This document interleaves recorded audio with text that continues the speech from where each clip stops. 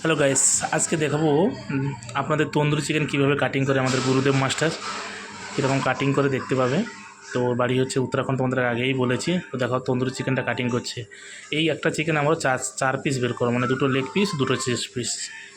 দেখতে পাচ্ছ আমাদের গুরুদেব মাস্টার কাটিং করছে। তারপর আমাদের লেগ পিসটা প্রথমে বের করে নিল। তো লেগ পিসটা প্রথমে বের করে নিয়ে লেগ পিসটা দু পিস করে দিবে।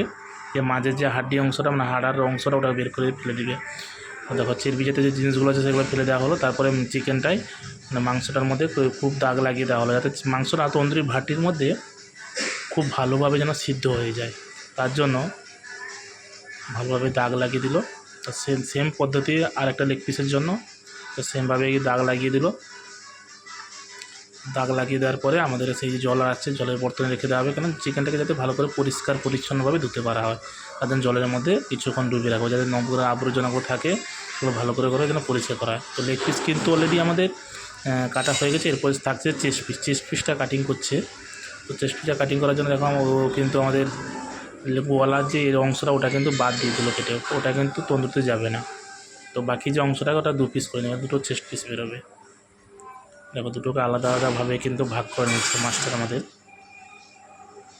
আর একটা কথা আপনাদের বলে দিই, যদি আমাদের এইরকম ভিডিও পেতে হয় তাহলে আমাদের পেজটিকে অবশ্যই লাইক অ্যান্ড শেয়ার করবেন এবং কমেন্ট করতে তো একদম ভুলবে না।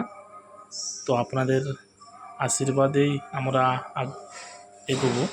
তো দেখো চেস্ট পিসটা খুব সুন্দরভাবে কাটিং করে নিল, আর একটাই কিন্তু বাকি আছে। এরপরে কিন্তু আপনাদের দেখাবো আলফামের কাটিং, যেটা কেরালায় ফেমাস আলফাম। তো সেটাও দেখাবো। দেখেছো তো কীভাবে কাটিং করে নিল।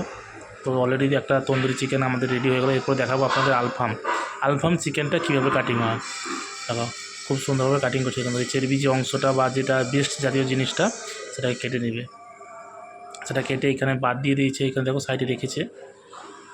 ওগুলো চাইলে আপনারা আলাদাভাবে সবজিও বানাতে পারেন, না চিকেনের সবজি টবজি দিয়ে বানাতে পারেন। ওটা খুব খেতে সুস্বাদু, মানে চর্বি টাইপের যে গিলেমেটিগুলো থাকে সেগুলো বের করে দেওয়া হচ্ছে, সেগুলো তন্দুরিতে বা আলফামে যাবে না।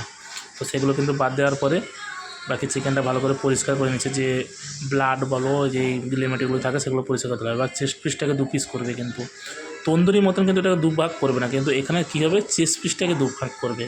দেখো চেস্ট পিস ভাগ হয়ে গেছে। এর চেস্ট পিসটাকে একদম বড়, দেখো ছোটো আছে, এটাকে দাগ লাগিয়ে বড় করবে। দেখো চাকুর দ্বারাই আমাদের সব কিছু। তারপর হাতগুলো কিন্তু আমাদের কেটে খুব সুন্দরভাবে রোলিং করে দিল। দেখো খুব সুন্দরভাবে কিন্তু দেখো কত বড় হয়ে গেল। দেখো চেস্ট পিসটা দাগ লাগানো একটাই উদ্দেশ্য, যাতে বয়েলটা মানে আগুনের কাছে, যে কয়লার যে ভাটি আছে সেই ভাটির কাছে যেন বয়েলটা ভালোভাবে হয়, সেই জন্য দাগ লাগানো হয়। দেখতে পাচ্ছ খুব সুন্দরভাবে কিন্তু আমাদের মাস্টার কাজ করছে। দেখো হয়ে গেছে, এক সাইড চেস্ট পিসটা অলরেডি কাটিং হচ্ছে, এবার লেগ পিসটা কাটিং হচ্ছে। এরপরে আপনাদের আমি দেখাবো আলাদা মশলা বা তন্দুরি মশলা কীভাবে রেডি করা হয় সেটাও দেখাবো। তো অবশ্যই আমাদের পেজটিকে ফলো করবেন। দেখো অলরেডি আমাদের আলফাম কিন্তু কাটিং, এটা কেরালায় কিন্তু ফেমাস আলফাম। যেরকম আমাদের পশ্চিমবাংলায় তোমাদের তন্দুরি চলে, এখানে কিন্তু সেরকম আলফামটা বেশি চলে। দেখো দাগ লাগিয়ে দিয়েছে চারদিকে। দেখো আলফামটা পুরো রেডি। ওয়াও, দেখো খুব সুন্দর।